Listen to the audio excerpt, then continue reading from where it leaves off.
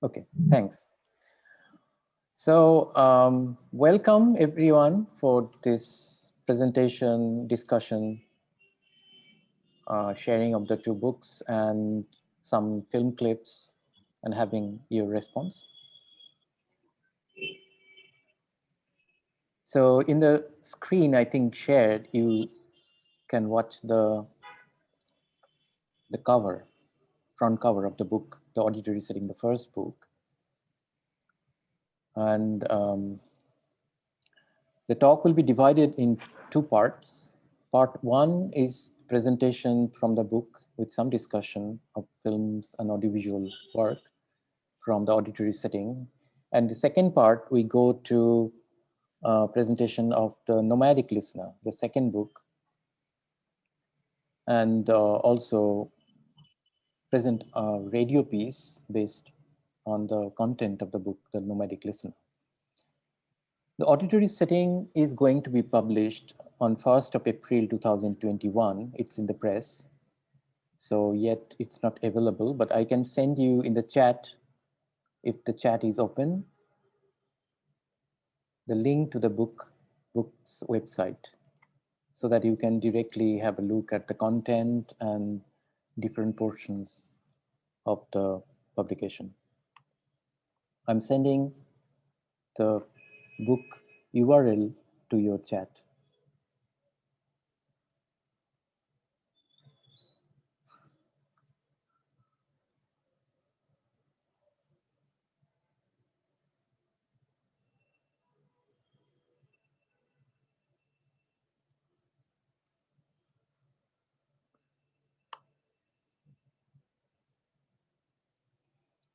Now, this book is also corresponding to another publication which is upcoming as well, titled Between the Headphones. This is a collection of interviews with sound practitioners across India, from Mumbai film industry to Kolkata and Tamil film industry, Malayalam film industry.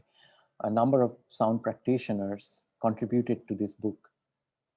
So they are interconnected in the sense that while auditory setting is a theoretical, conceptual entry point to the subject of discussion, the empirical evidences are found in between the headphones. Those two books are corresponding to each other. So I start from the background of the publication. How did I come to conceive the book and how um, the writing process took place. On the screen, you see a film, still from a film. I don't know if you know the film. Maybe someone can volunteer to write the name of the film if you can locate the name of the film in the chat. Do any one of you know the name of the film by any chance?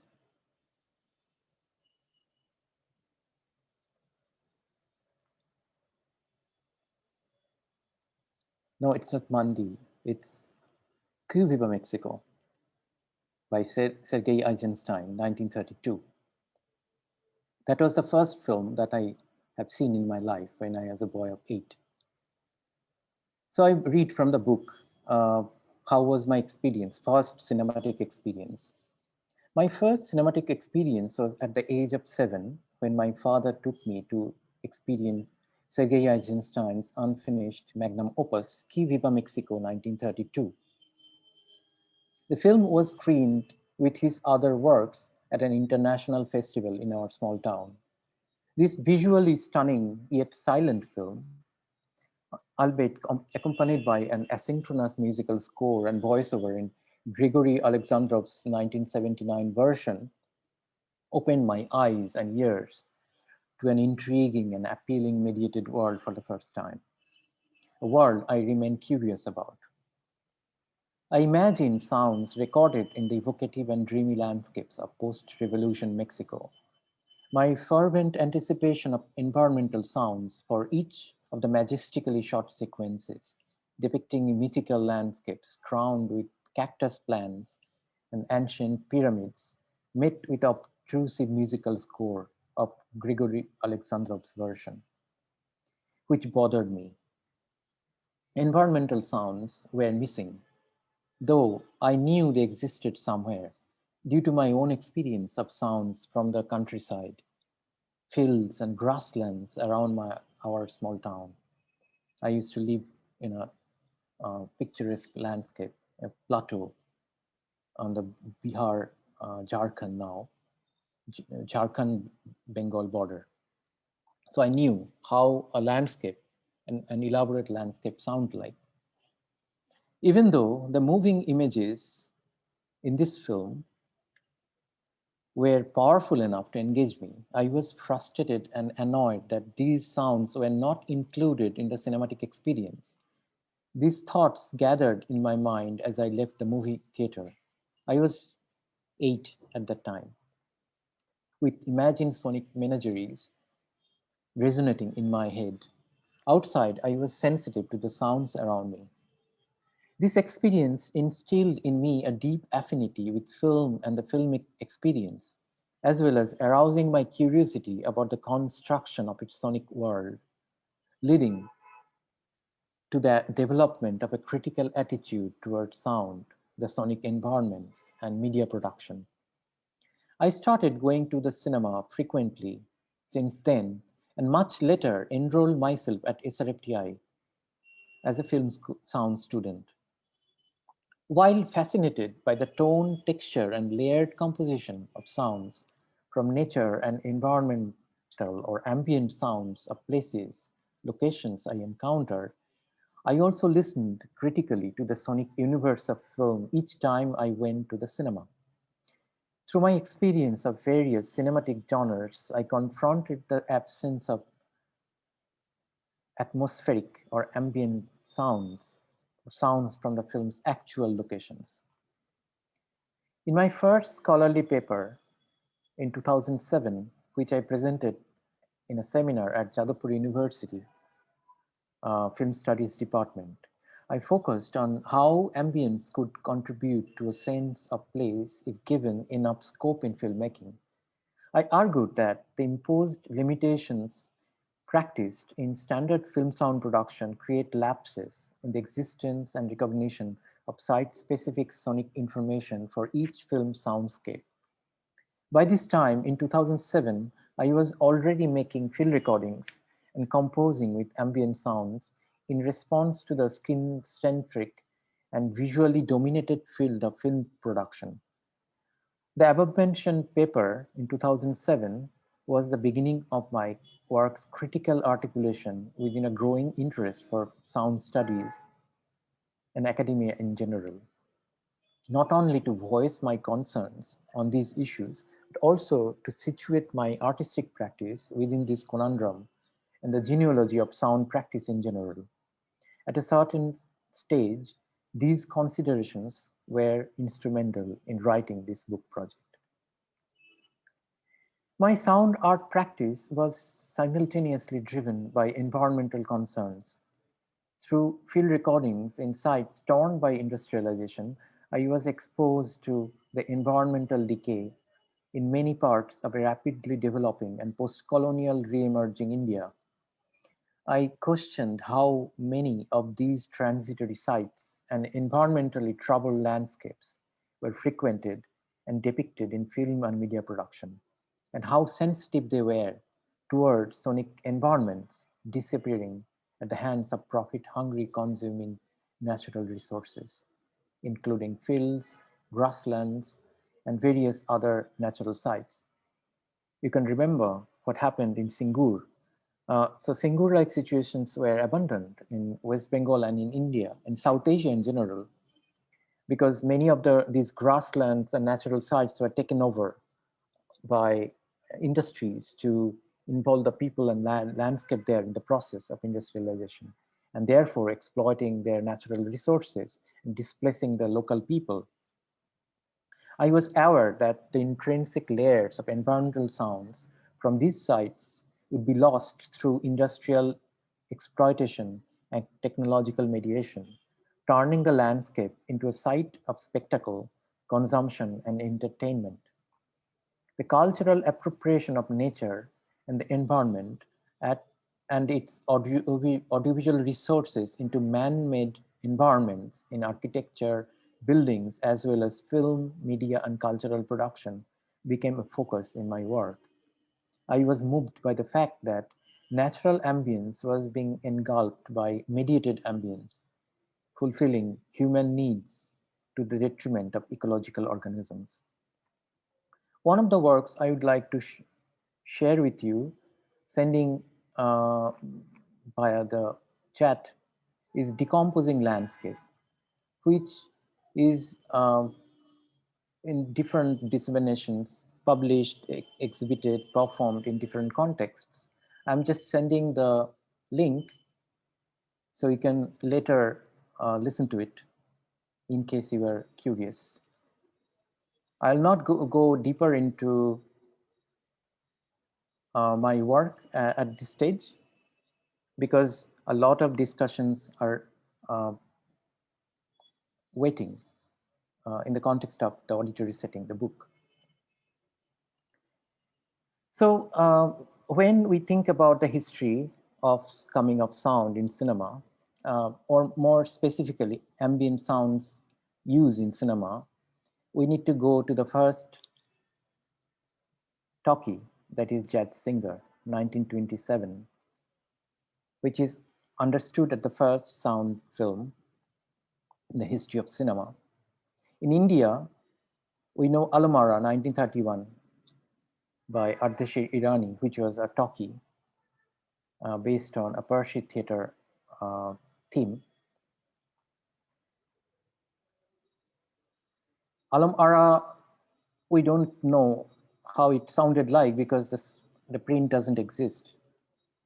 Few early films that are noteworthy for their use of ambient sounds are Achyut Kanya, 1936, directed by Franz Osten and produced by Himanshu Rai and Devika Rani. Here is a little image still from the film. In the last portion of the film, around 15 minutes, the entire situation is a fair fair field, a field where a fair is taking place. And the ambient sound of the fair is very evident and very convincing. So what is the role of ambient sound in cinema? In Auditory Setting, the book, I have discussed at length one concept known as Sharawatsif Effect. Perhaps the idea of this Sarawaj Effect answers this question. What is the role of ambient sounds and how does it affect human hearing? Composer Claude Schrier defined Sharawatsif Effect as a sensation of plenitude sometimes created by the contemplation of a complex soundscape whose beauty is inexplicable. Like the god of small but subliminal sounds, the Sharawatsif effect is the illumination when a sudden and unexpected everyday environmental sound appears to give immense pleasure to sensitive ears, harmonizing the emergent auditory situation without any human intervention, such as recording and recomposing. If I don't speak now, and you don't have to concentrate on my voice, you can listen to the ambient sound of your respective rooms. For example, I am sitting at Alliance Française Kolkata, and I can hear the very busy traffic of Park Street. So this is the ambient sound, the ambient situation of this location. So if we remove the voice aspect of any situation, we can hear, then the ambient sound will come to the foreground, and we can understand the complexity and the layered composition of a place in terms of sound, in terms of ambient sound. So some of these sounds may trigger our contemplation. Suddenly we feel good that we are grounded, and that is Sarwathi effect. It is satisfying some of those ambient sounds in our environment. They are satisfying because of the capacity to momentarily reconnect with nature on a subconscious level. from which humans have become estranged. For example, in a busy city, you can hear a bird call from a little tree, and you immediately understand that nature exists. Even in a city environment, there is a bird who is existing, is surviving. So that's a satisfying experience. Satisfaction might not be the good word, but grounding experience. So that is a Sarawatsi effect. So Sarawatsi effect, or what does it do to the human perception, auditory perception in particular, is a crucial understanding in the book, The Auditory Setting. In their book, Sonic Experience, A Guide to Everyday Sounds, Jean-François Augard and Henry Torg define the Sarawatsi effect this way. Unbridled and unintentional structures disrupt the nature-culture binary and reveal new forms of life beyond their disorder, which paradoxically can be completed and fabricated. Thus, technological and industrial sounds can become more natural than any imitation of nature. It is this blurring of the edges of aesthetics, this shifting at the frontier of art itself that defines Sarawatsi. Composer David Rothenberg suggests that all of us are searching for that enveloping soundscape that takes us beyond to indescribable realms of beauty, what the Persian philosophers once called the Sharawatsif Effect. It's a Persian word. Even so, environmental sounds are generally taken for granted in film. As sound designer Walter March suggests, when we hear Walter March's work later in a film clip in Apocalypse Now, he writes, "We begin to hear before we are born, 4.5 months after conception." The sound is in a subliminal level, in a subconscious level active, but we sometimes cannot recognize it because it's very nuanced and sensitive. So after our birth, our sight and the visual scene become dominant over sound.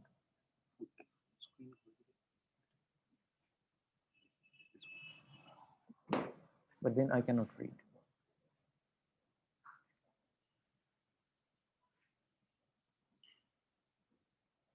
Oral realization surfaces only when the visual is absent in the perception.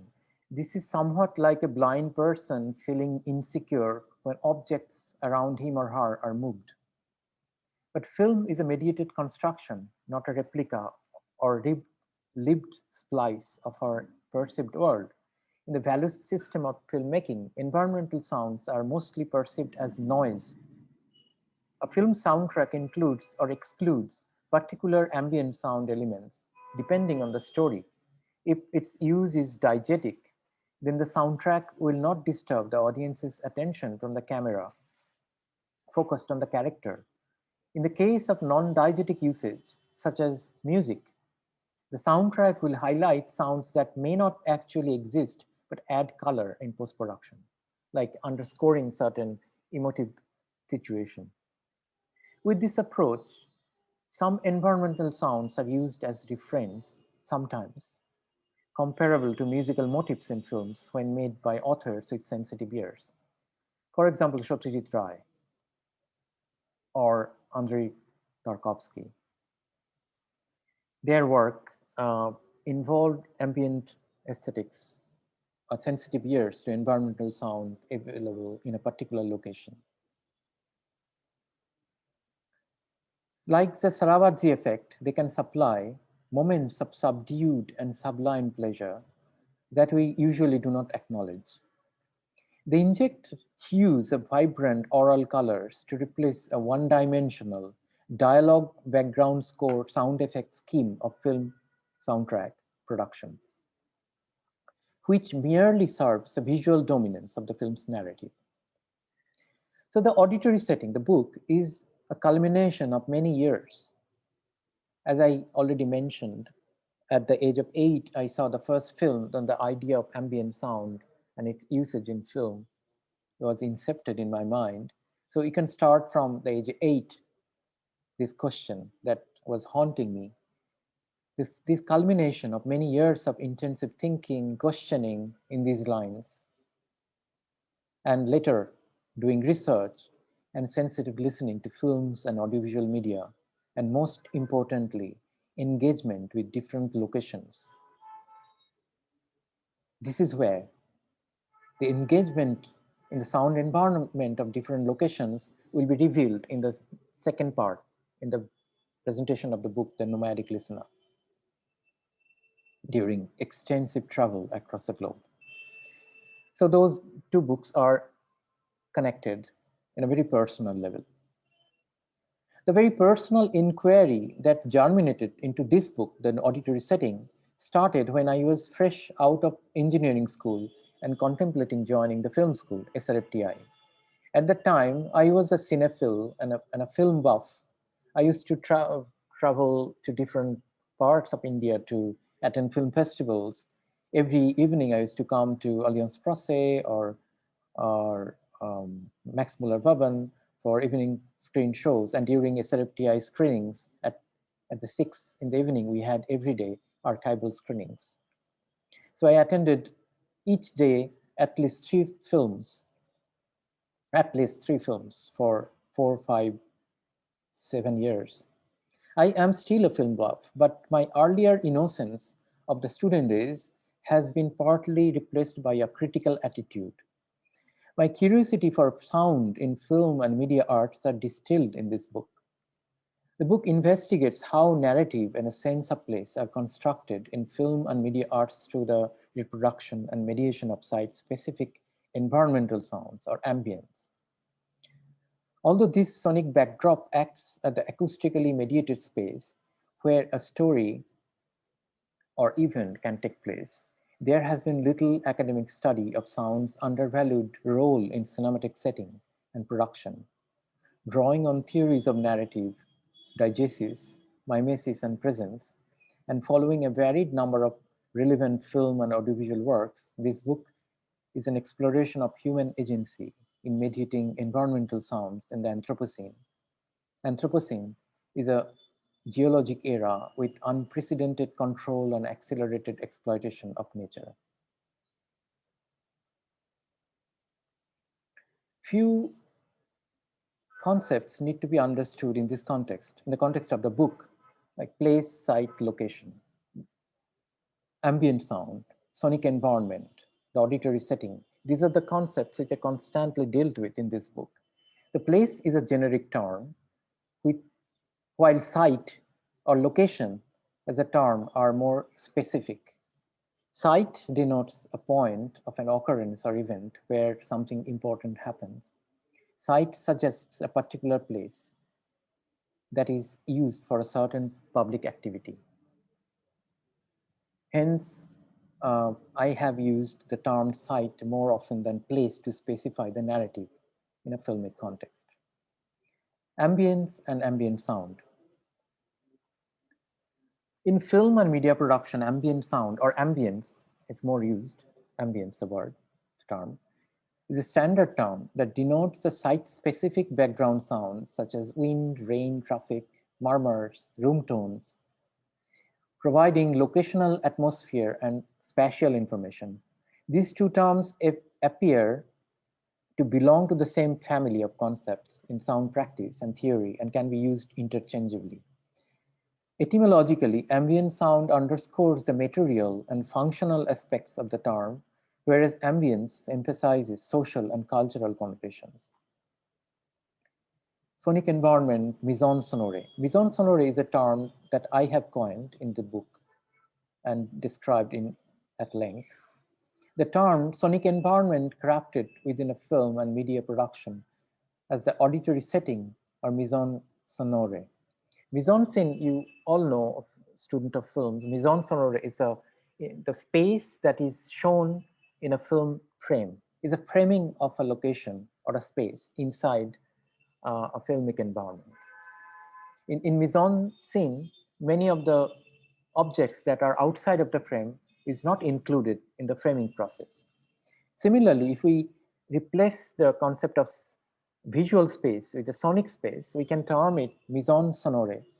What kind of sounds are included in front of the cinematic device, the microphone or recording machine, and which sounds are eliminated. So this complex process of elimination and inclusion and addition is considered in the term mise en sonore. The term draws on the idea of mise en scene, meaning the arrangement of objects within a profilmic space and its visual framing, but rather focuses on the arrangement of sounds within a profilmic space and its recording. Mise en sonore, or in English, auditory setting, focuses on the sound's complex relationship with sight and space in cinema and denotes the sonorous film space constructed through the recording of the space and designing these recorded sounds for narration. Next is the concept called diegesis. These four concepts that I'll briefly mention now are crucial for the book. Diegesis. Diegesis is a Greek notion of storytelling, which denotes the use of a narrative process to construct the diegetic world. Is often cited in film theory. The term diegetic sound reflects the sounds that inhabit the constructed world and whose sources are visibly present within the space of filmic events. Likewise, any sound beyond the filmic universe's interior space is called non-diegetic, such as background music that are added later, which the characters may not listen to.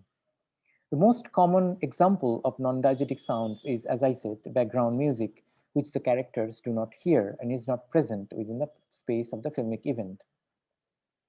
The background music, which is added later, is not grounded in the filmic reality.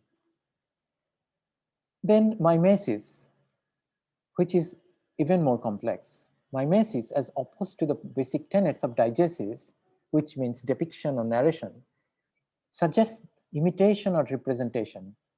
While diegesis narrates the action, mimesis shows the action. Cinematic narration through sound combines both strategies to a certain degree. Imagine you listen to a story from your grandmother, and the grandmother is narrating the story in her own voice. So that is diegesis. And then mimesis is when the action that you hear in the narration, you can see it or hear it in your own ears. So in cinema, in a documentary film, it's more mimetic approach than diegetic. In documentary film, you see the action in your own eyes or ears. In cinema, in fiction films, there is a combination of diegesis and mimesis, both working, and the balance between them are the craft of the filmmaker, how they balance between diegesis and mimesis, how they balance between telling and showing. So this is crucial for cinematic reality to be constructed. Another very important concept used in this book again and again as a crucial entry point to the idea of auditory setting is the conceptualization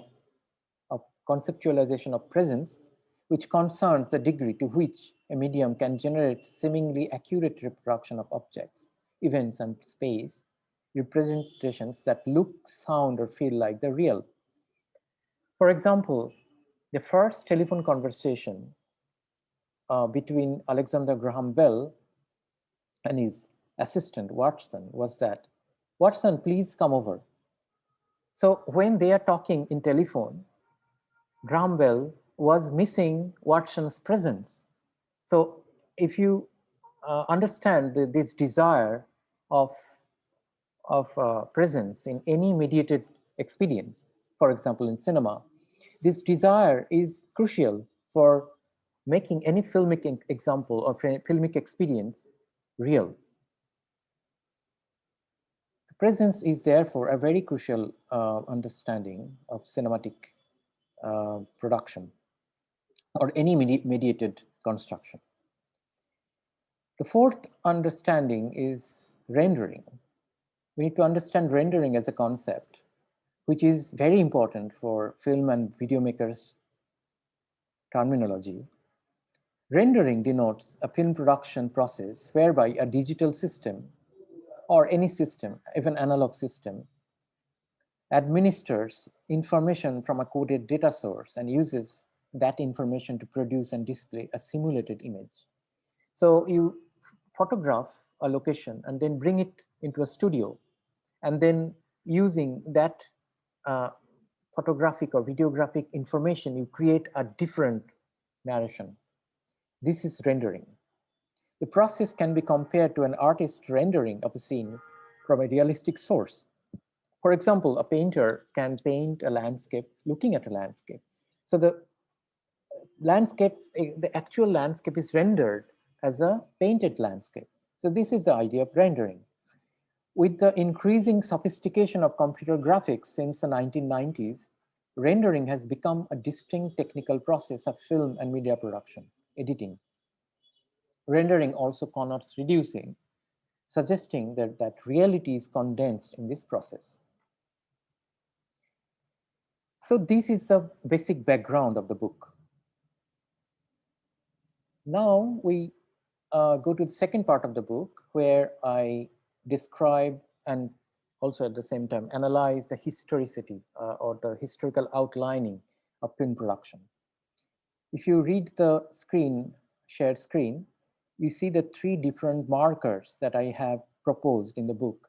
Optical recording between 1927 and 1950s, where recordings were made in filmic production. Recordings were made directly on the optical film itself, mostly.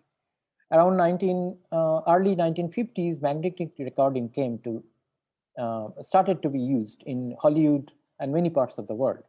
So magnetic recording was used between 1950s and late 1990s, which also is, as you can see in the next slide, which is also the period called dubbing, mixing, and ADR. And then 2000 onwards, there is a digital revolution taking place in filmmaking. And in digital revolution, there is also involved sync sound in many parts of the world, not only in India. There's a abundance of sync sound practices nowadays, which is a revival of direct sound from the optical era. And also multi-track surround sound, and recently Dolby Atmos. So this outline is drawn in the book in the second part.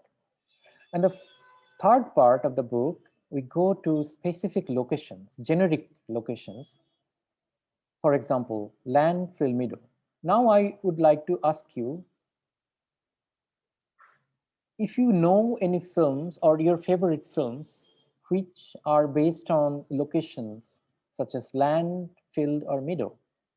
For example, I discussed a number of films, including Mother and Son by Alexander Sokurov, 1997. I would like to show a film clip from the film. Let me see if I can share. You can, by the time, you can write down a few films in the chat box, which reminds you of the locations like land, fill, meadow, and if they particularly memorable for sound use.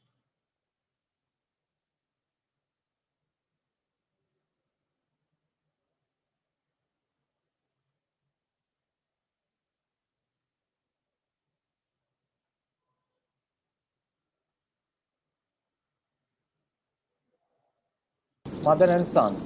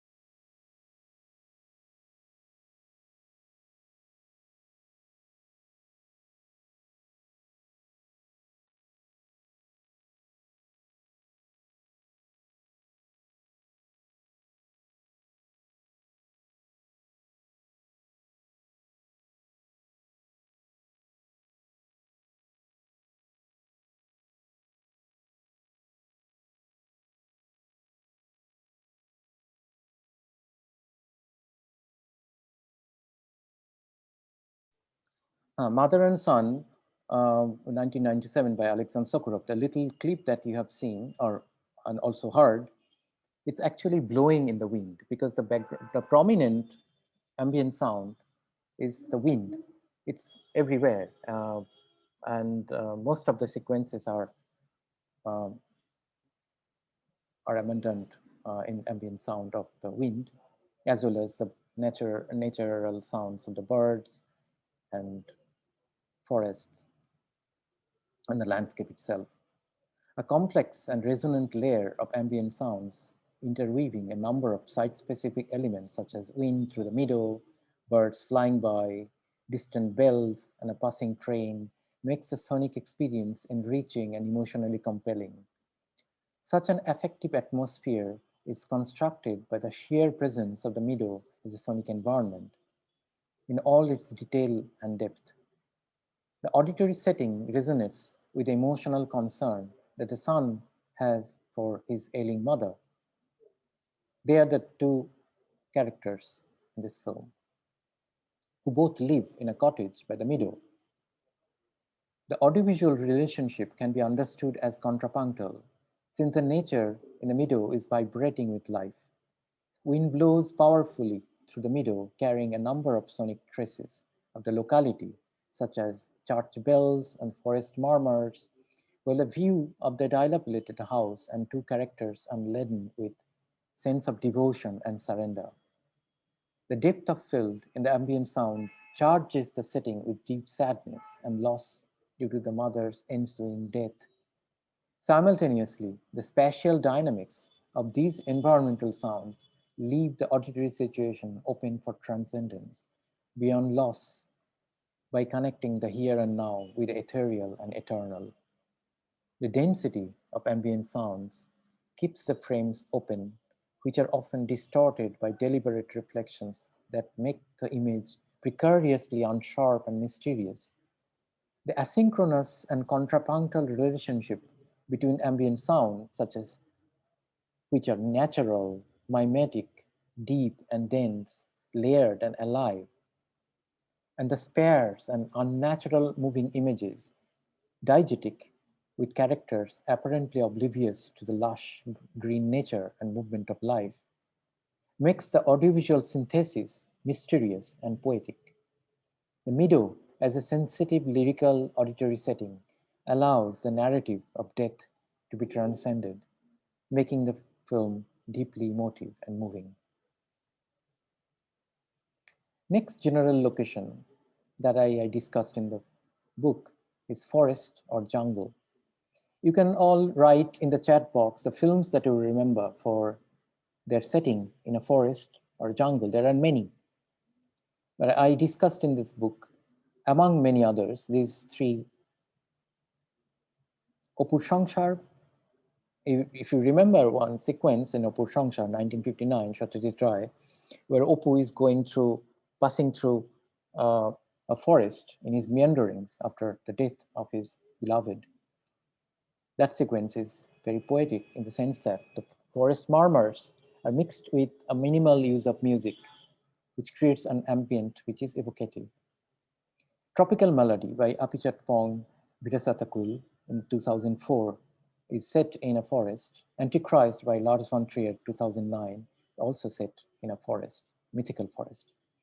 But one clip I would like to discuss with you, which is also discussed in the book, is Apocalypse Now, Francis Ford Coppola, 1979. Let me find out the clip. By the time, if you have time, uh, I think you have time to just write down the name of the films that you remember from forest or jungle locations.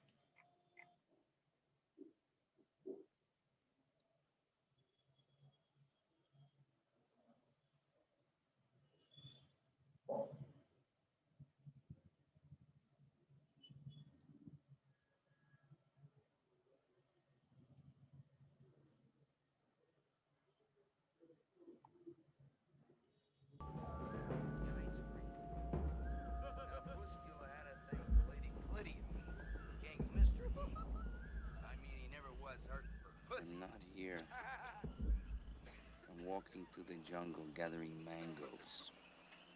I meet Raquel Welch. We make a nice mango cream pudding. You know, kind of spread it around on us. Hey, Captain, I want to get some mangoes. Just don't go out there by yourself. You don't want to go in there alone. Not unless you really know the territory. Any poisonous snakes around here? Fuck it. I'm gonna go get some mango.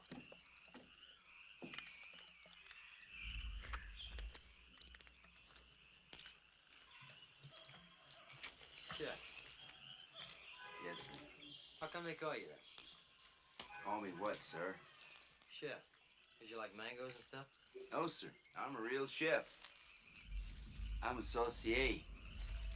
Saucier? Yes, sir. See, I come from New Orleans. I was raised to be a saucier. Great saucier. What's a saucier? We specialize in sauces. Gotta be a mango tree here somewhere.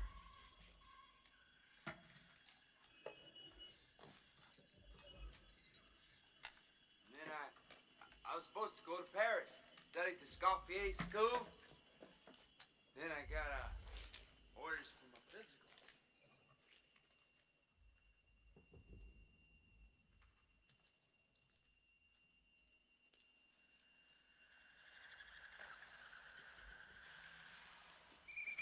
Hell, I joined the Navy. Heard they had better food. Cook school. That did it. Oh, yeah, how's that? Oh, you don't want to hear about that. They lined us up in front of 100 yards of prime rib. All of us, you know, lined up looking at it. Magnificent meat. Really. Beautifully marbled.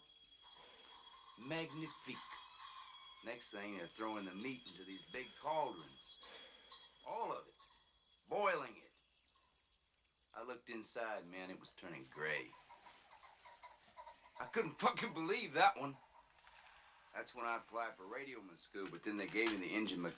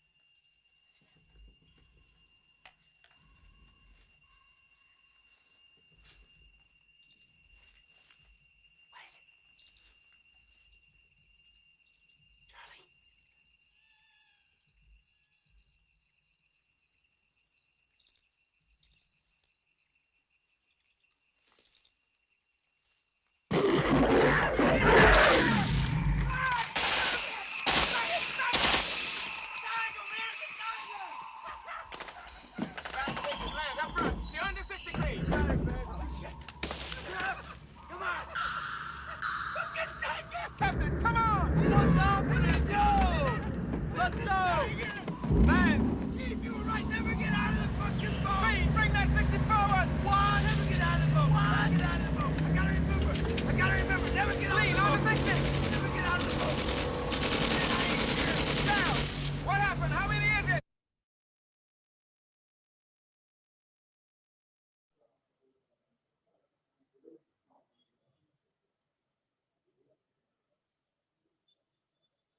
Apocalypse Now, clip from the jungle scene. Francis Ford Coppola's magnum opus, Apocalypse Now, 1979, was shot in Vietnam's jungles. Unlike the makers of a typical popular Hollywood war film, Coppola and the film's sound designer Walter Murch transformed their tropical jungle site into a nightmarish auditory setting that critically comments on war and its horror rather than relying on a simple, straightforward narrative delivery. March used a palette of recorded ambient sounds to create a stereophonic sound environment that at times appears hyper-real and at others surreal, as it suggests the trauma faced by American soldiers in the Vietnam War. In order to treat these ambient sound layers as vehicles for generating fear and trauma in situ, March strips them of their realistic associations to restructure them like musique concrète, the musical treatment of environmental sounds. He took these realistic sounds and deconstructed them as synthesizers in order to engage the audience on a visceral and sensorial level, much attuned to subconscious fears and uneasiness. This affective quality is achieved by stereophonic mixing that helps radically widen the mise sonore scope. March admitted his excitement at moving from the monaural mixing in his earlier works to stereo sound for the first time in this film. In a number of jungle sequences, like the one you have just seen and heard, this kind of quantiphonic or 6-track stereo mixing can be heard, which was novel at the time. In India, you can hear such 6-track stereo mixing in Sholay, 1975.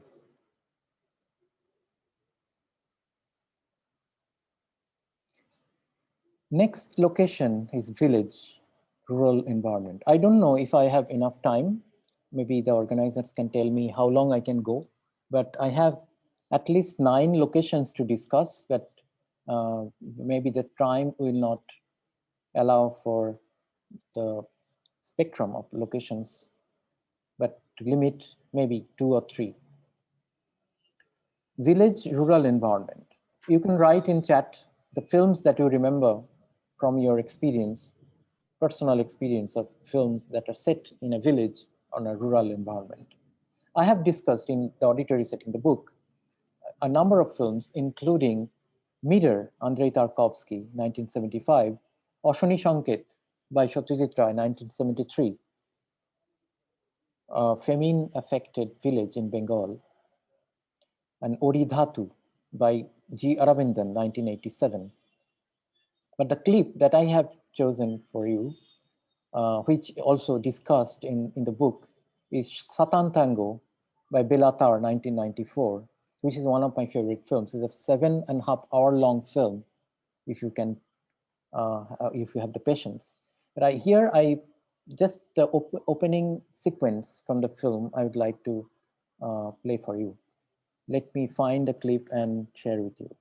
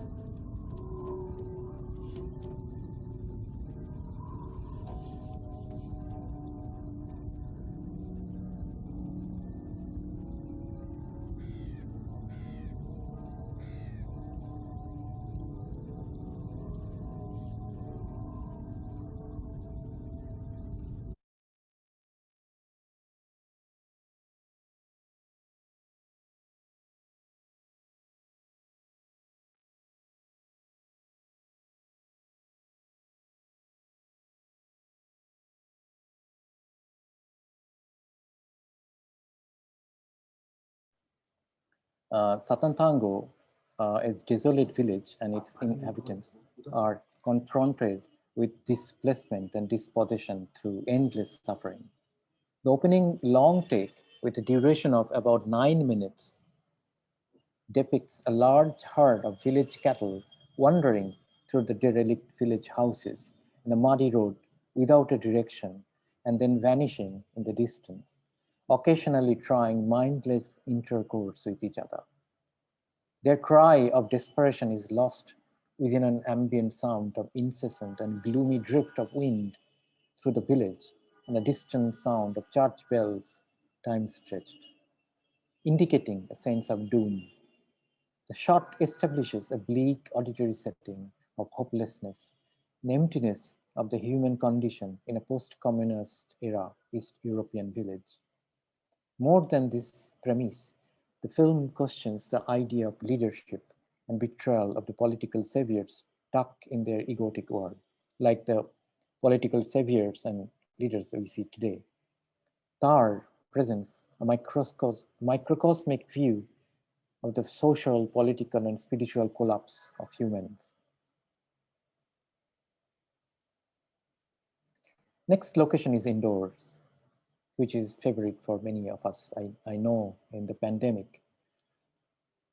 I have discussed in the book a number of indoor films, for example, Charulata by Satyajit Ray, 1964, The Bitter Tears of Petra von Kant, Rainer Werner Fassbinder, Vivre l'amour by Shaming Liang, one of my favorite films, Lover, Jean-Jacques Annou, based on a Marguerite Duras novel of the same name,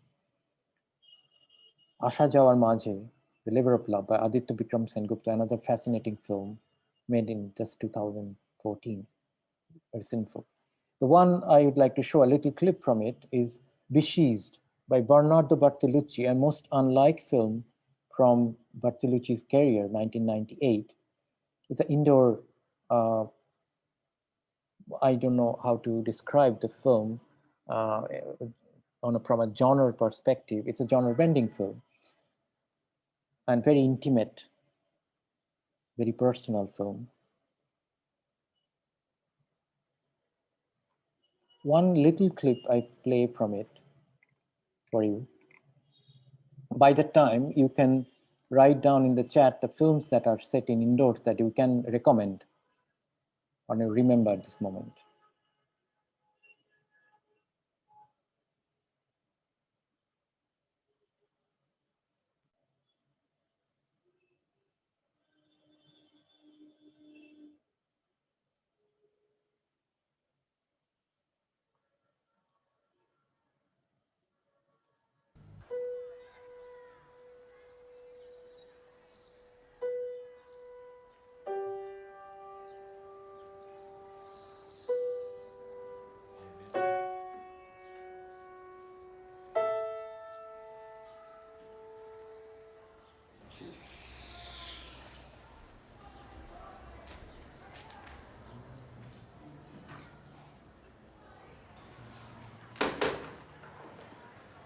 Coming! Oh, no, I'll clean later. No, please, please, please.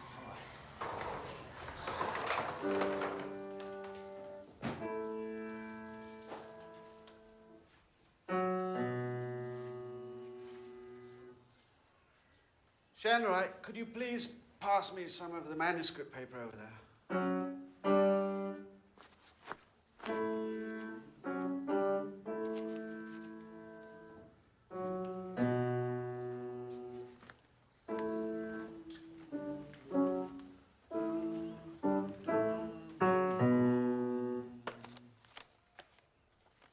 Thank you.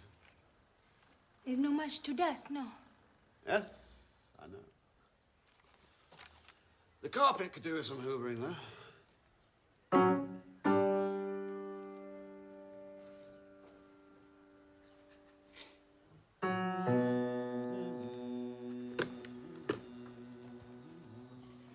You sure I don't disturb you? No. Go ahead.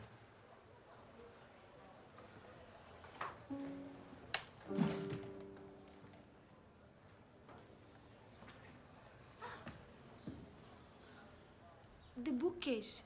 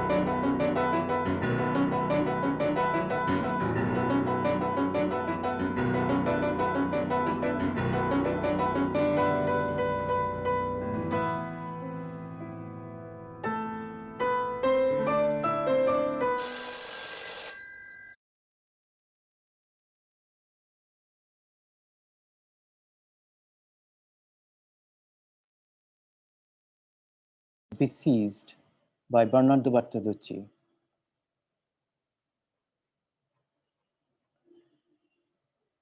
Besieged captures the indoor setting of a crumbling household in Rome with its two inhabitants, a young African migrant woman, Shandurai, studying medicine but working as a housemaid, and a British expatriate composer and pianist, Jason Kinski. The non-verbal connection between these two individuals eventually and incorrigibly blossoms into love inside the cozy yet emptying confines of the composer's apartment. In this sequence that you just heard and saw, it is occurring in the drawing room.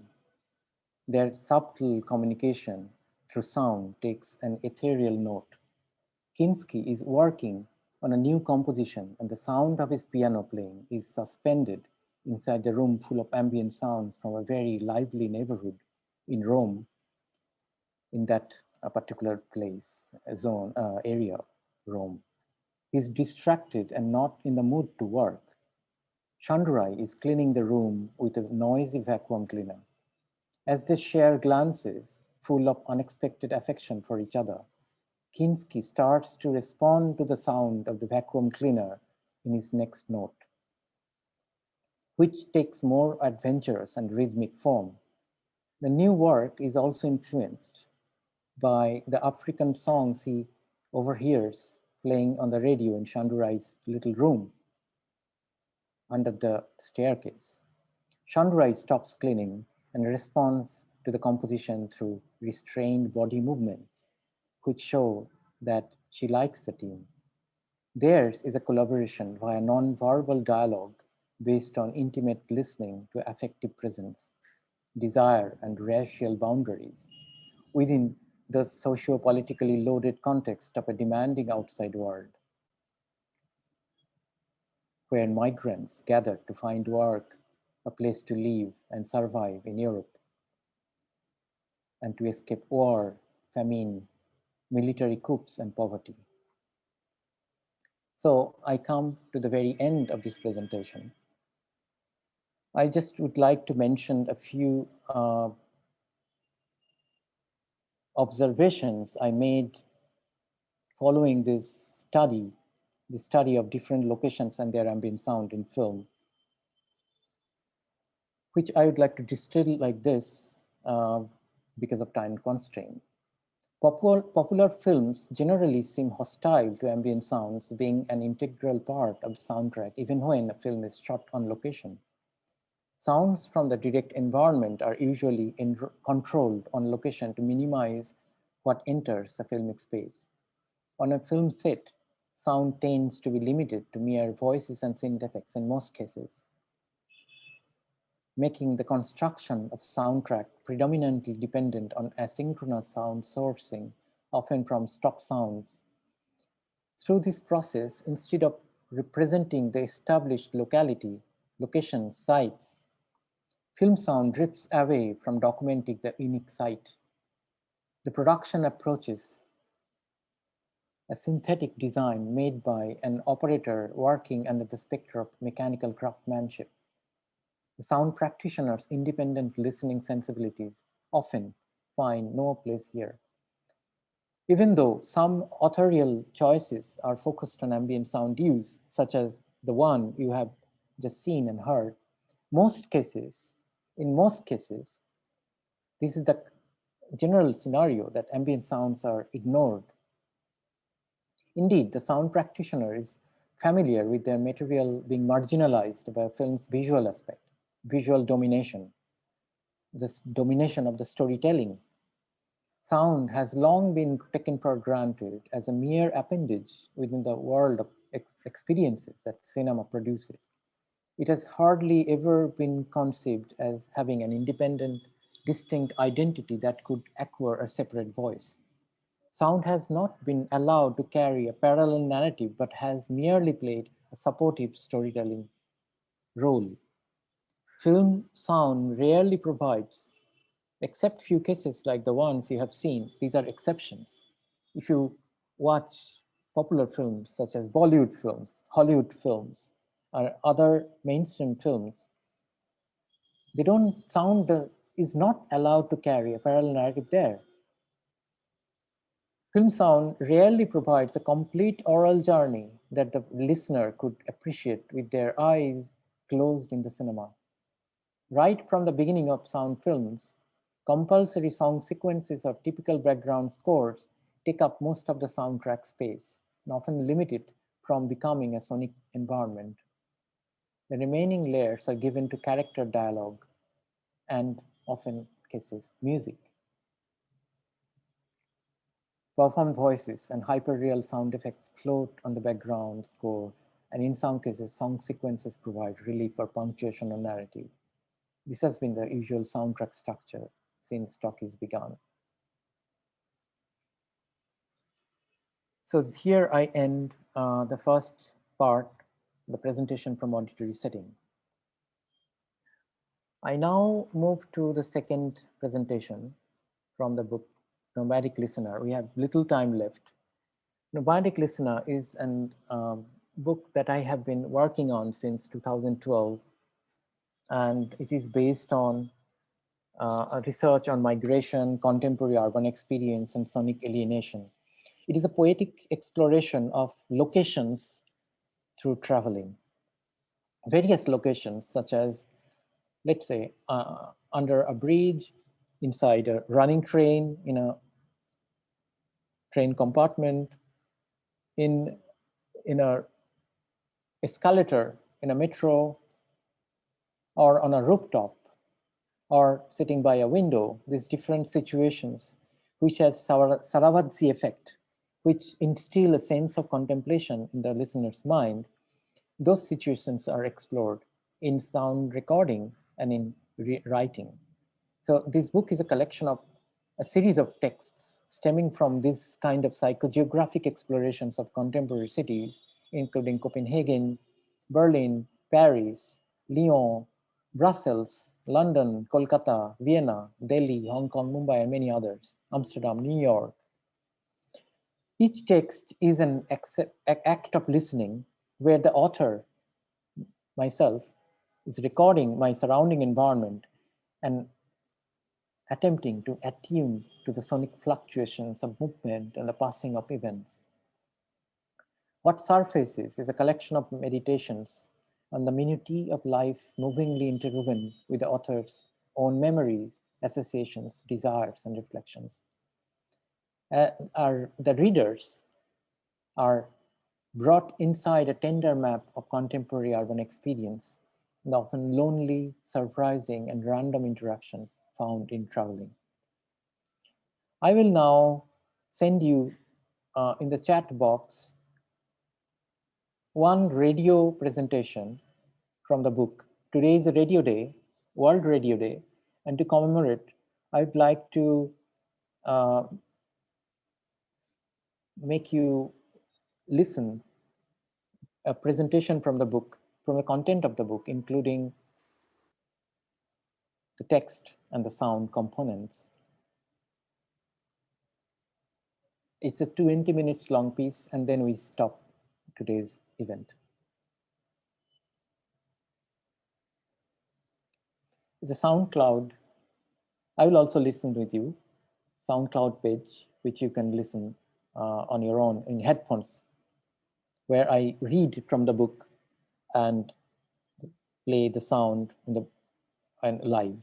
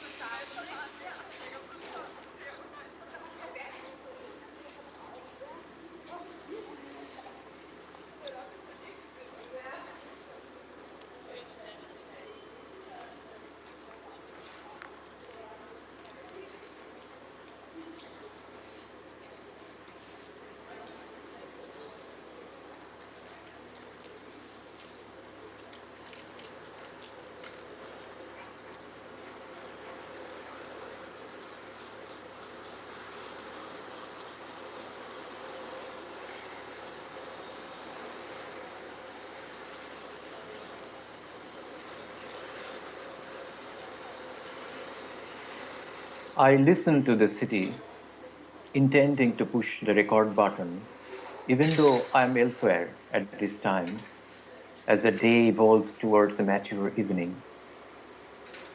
The age of this moment is immobile, like my gaze transfixed on a wall of sound. What if I am part of the people who are passing by? Not me, but my ears themselves avoid listening to the engulfing sounds, except for my own footsteps.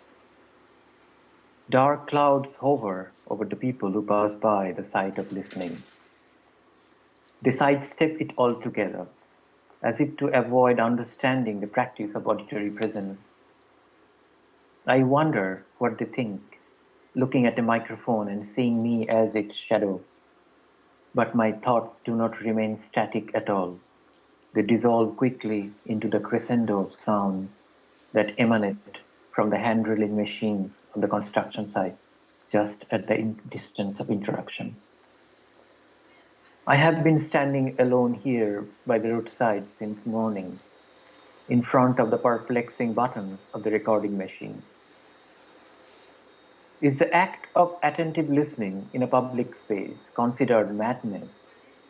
If it is madness, why do people with their ears enclosing silicon plugs watch over other passers-by? In essence, everyone wants to touch someone else. Everyone seeks to form delicate contact and longs to feel empathy, to reach out with intimacy to someone standing nearby. How difficult is it to translate the yearnings of that spiritless, slowly walking by girl who seems to be afraid of the clamor of the city, or isn't she?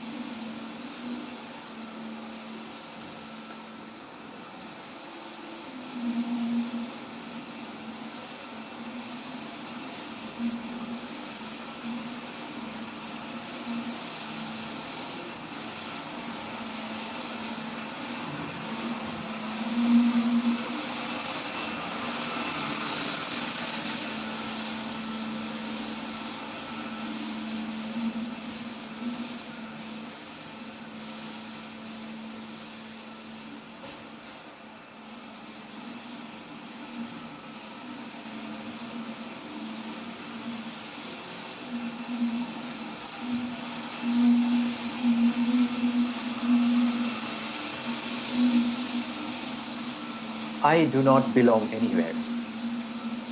Even if a place might ask for my fingerprints, passport photos, and biometric details to allow me to stay for a stipulated period of time, after which the feeble data and evaporating information will be erased.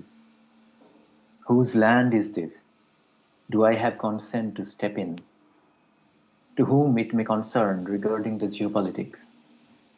I am deported, pushed further into exile as the passport photos, regulatory stamps, and signatures ensure that validity of my drifting remains unambiguous. However amorphous, the opaqueness of the wall around the booth conceals documentation of my identity, immigration status, and mobility, leaving me perplexed in an inexplicable fear of being watched and ignored, measured and excluded, scrutinized and removed.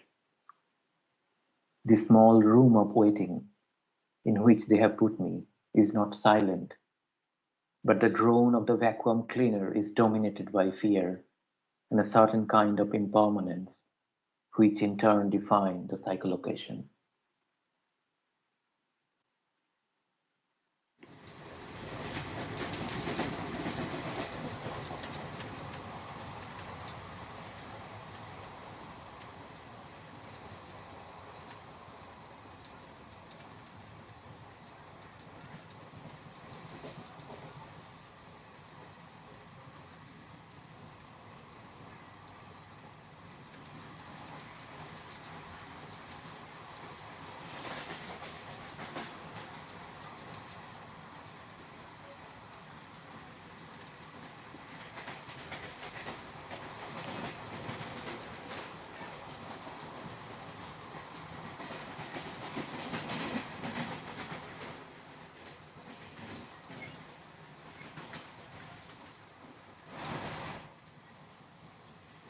The empty seat remains unoccupied beside me. Someone drops her glance in a momentary eye contact. There is subtle vibration all around me. The residue of the city moves backward behind a soundproof glass. Dark and heavy clouds of the day cannot hide its gloom. In order to strike up conversation with someone sitting opposite to me, I drop a hint. In response, a face turns opaque. Usual look of people fixed on nowhere, as if they wait for a catastrophe. The shared space of the cubicle is in essence speechless. Absence of any preconceived dialogue in these respective faces renders an environment of soliloquy. The sporadic announcements make people focus intensely on the disembodied voice itself, but it disappears, leaving some evaporating information. How do the boy and the woman sitting opposite think about each other?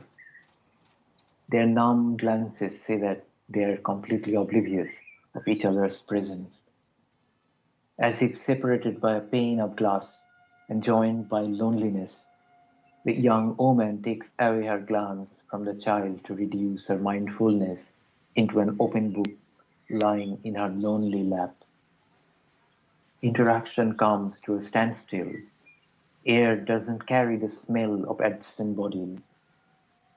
Someone turns a page of the moment, and another moment enters into the proximity of the faces as isolated and dead, reflecting only the recurring movement of the compartment. I do not wait for the next stop. I no more wait for the coming of someone to sit beside me.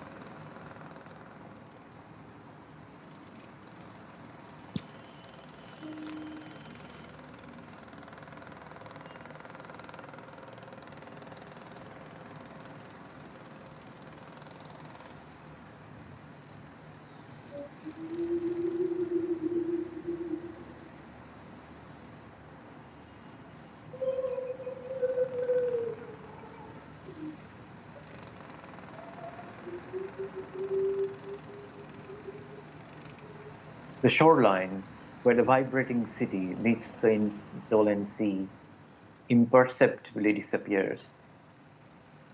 It is replaced by a longish line of migrating bodies walking towards the center of the city. All these people are without clothes and belongings. Each of their tired steps makes a violent mark on the sand. The sea is boiling in the scorching sun. Its skeleton is gradually becoming visible, consisting of dead coral leaves, residues of shipwrecks, and the piles of bones of deceased flocks of fishes, sea creatures, and monumental carcasses of whales. Surveillance helicopters circles over the city to observe and construe today's news. Heartbreakingly indifferent clouds leave shadows over the lowly flying drones, gathering data. From a number of windows, smokes come out. It is followed by smells of burning tires. Elderly citizens wait at the balconies for a telephone call to evacuate their houses. One can hear religious chants and prayers, adding a layer of surrender to the fragile atmosphere. All electrical machinery start reverberating in a minor chord.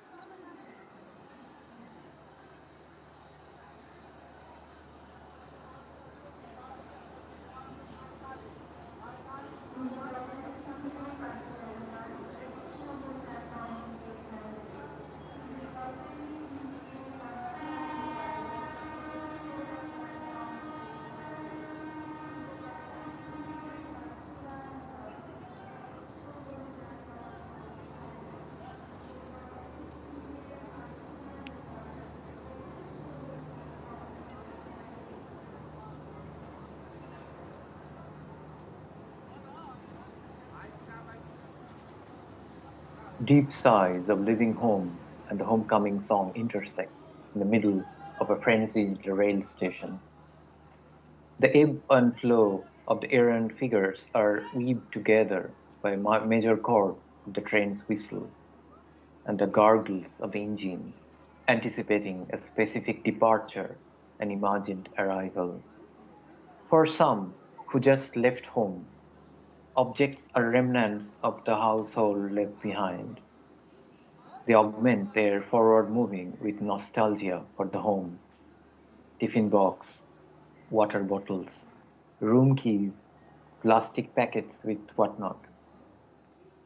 For those who are coming home, the anticipation for a gate to the house, a darkening view of the house garden in the late evening, the open door with loved ones waiting eagerly, a dinner table with supper waiting as well.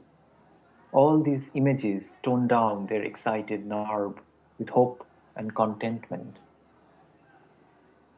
For the few others who have nowhere to go, the train window becomes a refuge. As passing landscapes, country roads, forests, and small towns move away behind, they tend to fall asleep at the corner, vibrating with the window pane.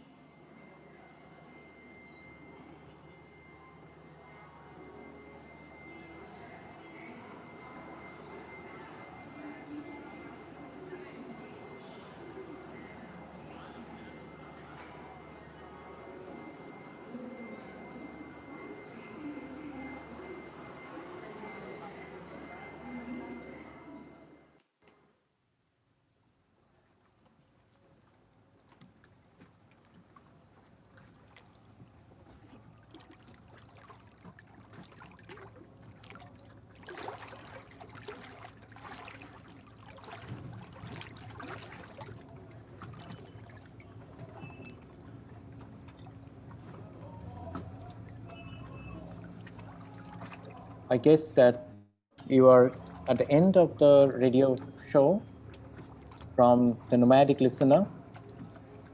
Tonight at 9 p.m. to 10 p.m. Indian time, there is a radio program which is commemorating as well the World Radio Day, that is today, where another piece, Towards an Amicable End, will be aired at the same time, 9 p.m. to 10 p.m.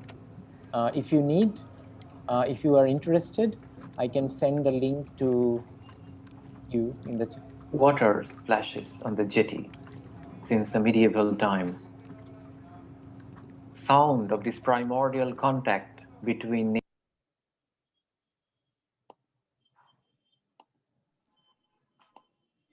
Thank you, Buddhaditya. Thank you, Shubhi. Thank you, everybody who's joined in for this webcast. It is really a great pleasure to have every one of you on this World Music Day 2021 and to be listening in to such a deep and insightful lecture of the sight of sound in cinema and also the way sound transforms reality. So I'd like to thank Buddhaditya for taking time off and doing this webcast for us. Big thank you to Alios Procès de Bengal, where we are located right now to do this program. And thank you also to Satyajit Ray Film and Television Institute and Radio Nopal. We do have a radio program coming up at 9 o'clock, as Buddhaditya was saying, on Radio Nopal. So it's very easy. It's radionopal.com, and that is at 9 o'clock. If any one of you have any questions for Buddhaditya, please go ahead and please feel free to ask your question. Shubhi, can they ask questions? Is it possible for them to ask questions? Yes, for them to access audio? Absolutely. So first of all, thank you so much, Yes, Mr. Buddhaditya Chattopadhyay. And thank you, Sudipto Ron, for organizing such a wonderful event. I had an opportunity to see it live. So thank you so much. I wish everybody could see it live as well. But please go ahead with the question. I'm going to make you panelists, all of you. So if you want, you can switch on your audio or your video. Just give me a second. And thank you to all the cultural partners, SRFTI and Radio Nopal and Cultural Monks. Okay. And thank you to Bulada for being present here and in Absolutely, yes. performing live during the radio broadcast. Okay, so now all of them joined as a panelist, which means you have an access to switch on your video and audio. So please go ahead.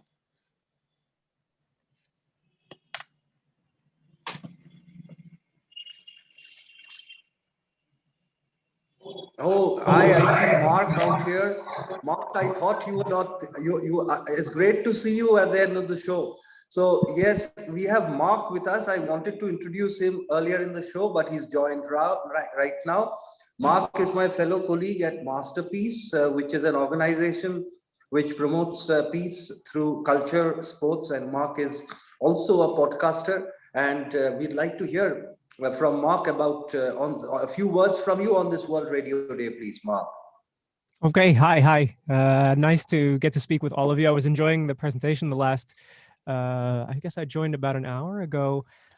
So thank you so much. So nice to be with you. And yeah, World Radio Day. I mean, I feel like for my life, every day is World Radio Day because listening to radio it was part of my upbringing, and it's such a big part of my adulthood. But indeed, you know, we need a day, hopefully once a year, where we pause and reflect on the power of both sound, which I felt like this has been what I've been thinking about the last hour, but also the capacity, right, to share it. Shared experience is becoming a very rare commodity, even before Corona. Now I understand, of course, that we have these ways that we can bring back the shared experience so that we can all be there at the same time, or maybe nowadays not at the same time, but we've all listened to or experienced these feelings when we have time. And so I started podcasting back in 2004. At that time, you constantly had to explain what a podcast was. If you told your family members that you were podcasting or that was what you wanted to do with your life, people looked really scared for you, and they sort of walked sideways. That seems like a nice hobby. Good luck. But what are you really going to do with your life? You know, and I've stayed with it all these years, not because it was a career necessarily, but because it has been my calling for a long time. I grew up in New York, although my family is Portuguese.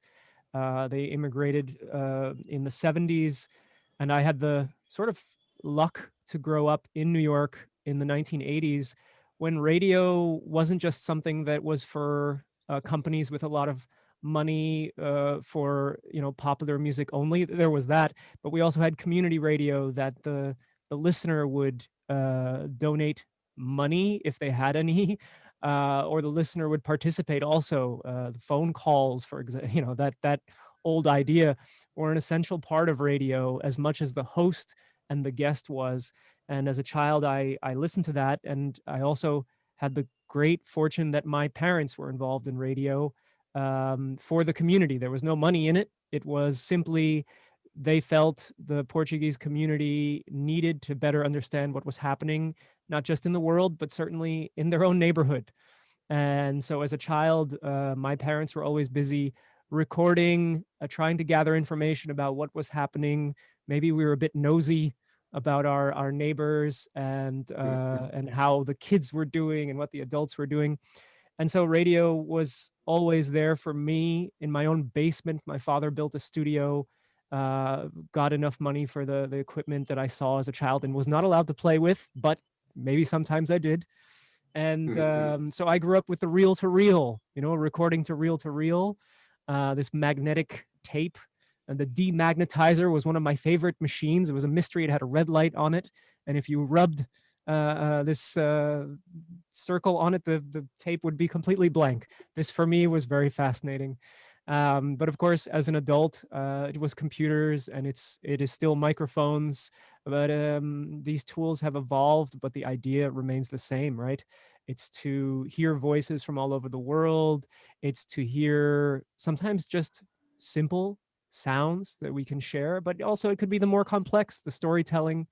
So anyway, I think you all have your relationship with sound, with radio, with recording, and mine is mine, yours is yours. But every now and then we meet in the middle when we discover that we like, for example, a film. The sounds from a film can really take you back and take you somewhere. And the sounds of a podcast, the sounds of a radio show are the same for me. Could be something new, could be something we've heard 100 times. There's still a joy in that. So, this remains not just a hobby of mine, but a passion and something that I think, look, to each his own, of course, but I think that if more people would give it a chance, would close their eyes or not and put headphones on, they might find something that they never knew they were looking for. A void in yourself that actually gets filled, and you never knew that it was possible. So that's my relationship with sound all these years, and it's ongoing. I still do my program outside of my professional work, or what's professional work? Outside of my paid work, I still record interviews with strangers, friends, journalists, documentary makers, artists. And my most favorite thing is simply people who think they have nothing interesting to say to the world. These are my favorite people to interview. I think it's the modest person who thinks they have nothing to offer that has the most to offer to us, and we can connect with. So that's what I keep busy doing when I'm not listening to everything I can. I think I'll stop there for now, but I'm glad to join the conversation and discussion. And thank you so much. Thank you, Mark. Thank you for taking your time off. And yes, indeed, we are celebrating the World Radio Day, and indeed, radio was and is always about discovery and discovering things you never knew, you don't expect, you don't have control over, except turning it off. But you can't fast forward it. But any other questions? Any questions? I mean, please feel free to ask your questions to Buddhaditya about the books. The books are available on Amazon. And any other questions, please? Who has questions? I think. Am I audible? Yes. All of you are audible. Thank you, Dr. Chattopadhyay. It was a very insightful presentation. I have always been very, very much curious about your work, so I keep following you. But this presentation has got a lot more to offer. I have a particular like not a question, but just want to know from you. For example, like the entire presentation gave me a kind of a picture rather about how there has been an evolution in sound reproduction technologies, especially in producing films, moving images, uh, and yeah, so how there has been a evolution in these technologies, especially sound reproduction technologies. Now, what I was reminded of simultaneously while picturing this, that what happens to the evolution, if there has at all been one, what happens to the evolution of the listenership, like how sound reproduction technologies have affected the ways in which human beings have learned to listen, or like throughout like the kind of works that you have been doing for so long. I'm certain that you have come across people, and so I really want to know about those stories. Like, how have you come across people who have shared their stories of how they have actually learned to listen in newer and newer ways? Like, do these technologies affect the ways in which we learn to listen? And if there has been an evolution, will it at all be possible to tap these changes or shifts within historical trajectories? And I know it will be difficult, for example, like to answer this question like just within a few minutes, but just your thoughts on this. Yes, I have been interviewing a lot of sound practitioners across the globe, and the book cover that I just shared in the beginning of the presentation was Between the Headphones. It's a collection of interviews with Indian sound practitioners, from Jyoti Chatterjee, who was the sound mixer of Satyajit Ray and Mrinal Sen and Ritik Ghatak, to contemporary practitioners such as Nitin Lukhos, who is a young generation sound practitioners who started their work in the digital, after the digital revolution in the 2000, in the millennia, post-millennia film production. So it's a wide range of temporal range of practice. And what I have experienced, also talking with sound practitioners abroad, for example, Christian Andersen, who is a sound composer and designer of Lars von Trier.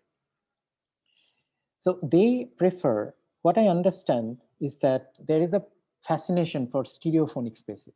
Even though Dolby Atmos kind of technologies emerged, and we see a clear widening of space, the sonic space, particularly in cinema reproduction. And there is a shift in perspective and shift in aesthetics as well, that is based on looking at to being in. Looking at is when you listen to films from a frontal relationship, like monaural film. The speaker is in front of you, because most of the speakers are hidden behind the screen of monaural films. And most of the early films until late 1980s, early 1990s were monaural films. It's a long history of sound reproduction. And then stereophonic space widened the sonic space a little around the screen. For example, 1982 Disco Dancer in India was made in stereophonic. Then Sholay, 1975, earlier film. And then most of the earlier experimentation with stereophonic spaces were finding a balance between left and right and the phantom in between. And from that experiment came the surround revolution in the millennium. Now we are experiencing Dolby Atmos. So there is a clear distinction between early monaural films, which is the frontal experience of sound, to being inside the experience, because speakers are now surrounding you, not only from surround in the horizontal level, but also on top and even in the future from bottom. So this being in situation is something crucial to understand the trajectory of sound reproduction from monaural to stereophonic to surround sound. And this being in situation is also very important to understand the phenomenon like immersion. The film sound experience is becoming immersive from this aesthetic shift from looking at to being in. But stereophonic space remains a fascination for many of the sound practitioners I talked to. Some of them came to stereophonic from monaural era. Some of them were experimenting with stereophonic spaces. And most of the people who are working with Dolby Atmos, they prefer stereophonic space because it's balanced and it gives you a kind of human-like experience, because human hearing is stereophonic. Dolby Atmos may not be the human listening experience, analogous to human experience of listening. This is what I thought while responding to your question, Shorab. Thanks for asking.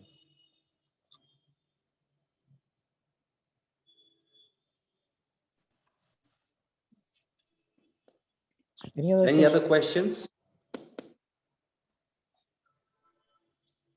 I have a question. Yes, please. Hello from Istanbul.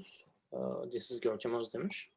So while you were speaking about the Christian liturgy, the stereophonic listening, the Ezan was reciting through the Istanbul skyline. So it was quite ironic and fun coincidence last time.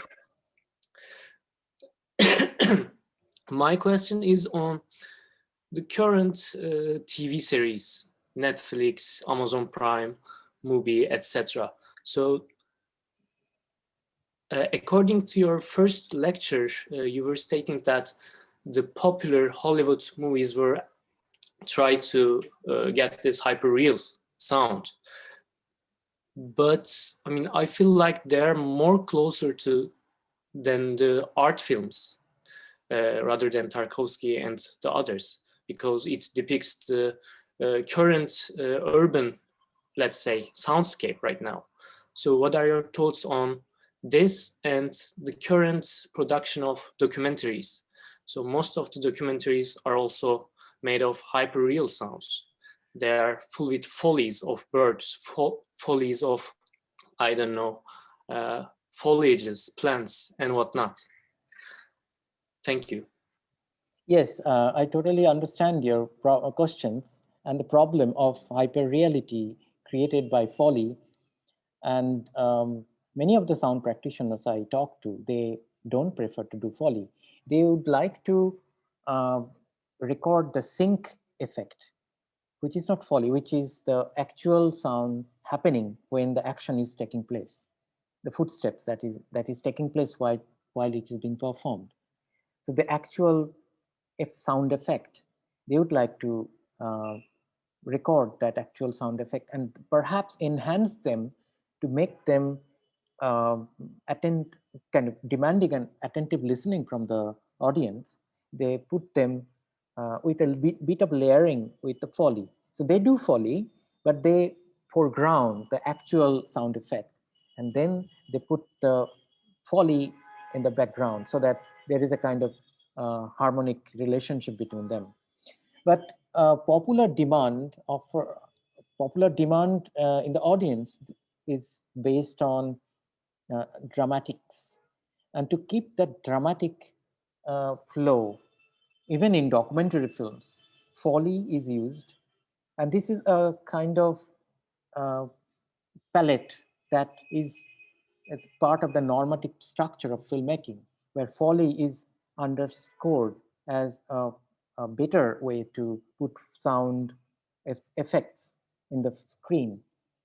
But perhaps we need to disengage from this popular demand of dramatics with sound and focus more on the realism embedded in the actual sound itself. So this is the perspective that we need to, as sound practitioners, need to promote in filmmaking. True. So I think yes. Yes. Yes, great. I mean, there is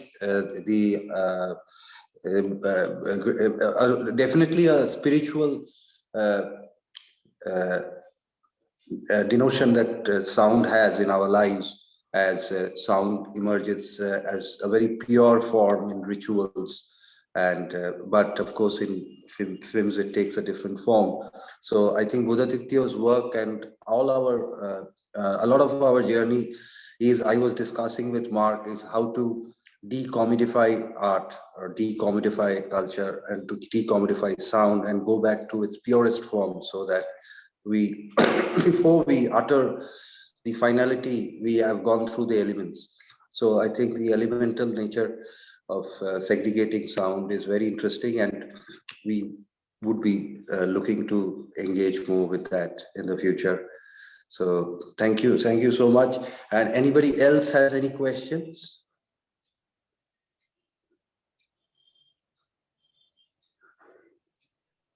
I have a question for Mark. His presentation, introduction about his work with radio. I was wondering about the radio medium itself, which is fascinating from the beginning. But radio itself didn't change that much technologically. Radio remains a monophonic reproduction. Even though there are stereo radio, but radio from the beginning was monophonic, and even in a stereophonic reproduction feels like mono because the speakers are very close to each other. There is no widening of space. Yes. How do you read the trajectory that radio took, and why does it remain? Why is it remaining so pertinent today, even when technologically it didn't evolve that much? Yeah.